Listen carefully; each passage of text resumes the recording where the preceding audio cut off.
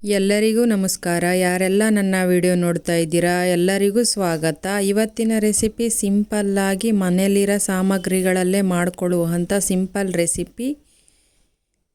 ಸ್ವೀಟಾಗಿ ತುಂಬಾ ಚೆನ್ನಾಗಿರುತ್ತೆ. ಈ ಪಾಯಸ ನೋಡಿದ್ರೆ ನನಗೆ ಸೂರ್ಯವಂಶ ಮೂವಿ ನೆನಪಾಗುತ್ತೆ. ಯಾವ ಥರ ಮಾಡೋದು ಶುರು ಮಾಡೋಣ. ಮೊದಲಿಗೆ ಗ್ಯಾಸ್ ಹಚ್ಕೋತಾ ಇದ್ದೀನಿ, ಬಾಂಡಿ ಇಟ್ಕೋತಾ ಇದ್ದೀನಿ. 4 ಸ್ಪೂನ್ ರೈಸು ನೀಟಾಗಿ ಫ್ರೈ ಮಾಡ್ಕೊಬೇಕು.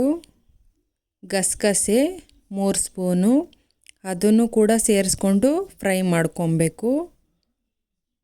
ಫ್ರೈ ಆಗಿದೆ. ಸಪ್ರೇಟಾಗಿ ಸೈಡಲ್ಲಿ ಒಂದು ಬಟ್ಲಲ್ಲಿ ಹಾಕ್ಕೊಳ್ಳಿ.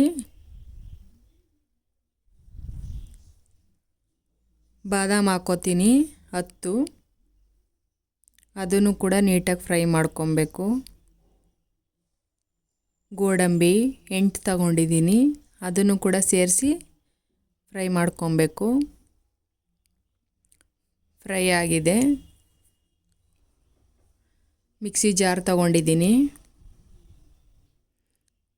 1 ಕಪ್ ಕಾಯಿ ತುರಿ, ಸ್ವಲ್ಪ ಒಣ ಕೊಬ್ಬರಿ, ಏಲಕ್ಕಿ 5, ಹುರಿದಿಟ್ಕೊಂಡಿರೋದೆಲ್ಲ ಸೇರಿಸ್ಕೊತಾ ಇದ್ದೀನಿ. ವಾಟರ್ ಹಾಕ್ಕೋತಾ ಇದ್ದೀನಿ. ನೋಡಿ ಮಿಕ್ಸಿ ಆಗಿದೆ. ಈ ಥರ ಬರಬೇಕು.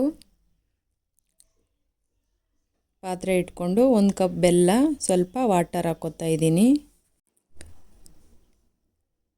ಆಗಿದೆ. ಪಾತ್ರೆ ಇಟ್ಕೋತಾ ಇದ್ದೀನಿ. ಸ್ವಲ್ಪ ತುಪ್ಪ, ಗೋಡಂಬಿ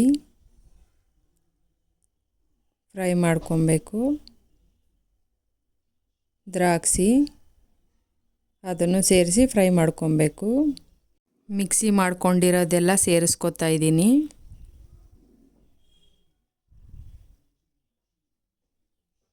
ನೀಟಾಗಿ ತಿರುಗಿಸ್ಕೊಬೇಕು. ಬೆಲ್ಲ ಕರಗಿಸ್ಕೊಂಡಿರೋದೆಲ್ಲ ಸೇರಿಸ್ಕೊತಾ ಇದ್ದೀನಿ. ವಾಟರ್ ಹಾಕ್ಕೋತಾ ಇದ್ದೀನಿ.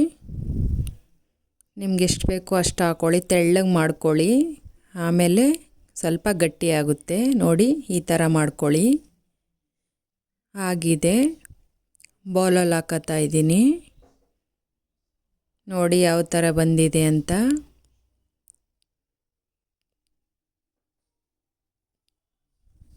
ತುಂಬಾ ಚೆನ್ನಾಗಿ ಬಂದಿದೆ.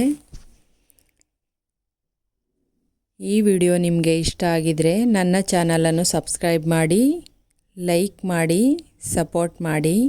ಯಾರಿಗೆ ಗಸಗಸೆ ಪಾಯಸ ಇಷ್ಟನೋ ಅವ್ರಿಗೂ ಕೂಡ ಶೇರ್ ಮಾಡಿ. ಯಾರಿಗೆ ಅಡುಗೆ ಬರಲ್ಲ ಅವ್ರಿಗೂ ಕೂಡ ಶೇರ್ ಮಾಡಿ. ನೀವು ಒಂದ್ಸರಿ ಮನೇಲಿ ಮಾಡಿ ನೋಡಿ, ತುಂಬಾ ಚೆನ್ನಾಗಿರುತ್ತೆ. ಮುಂದಿನ ವಿಡಿಯೋದಲ್ಲಿ ಸಿಗ್ತೀನಿ. ಧನ್ಯವಾದ.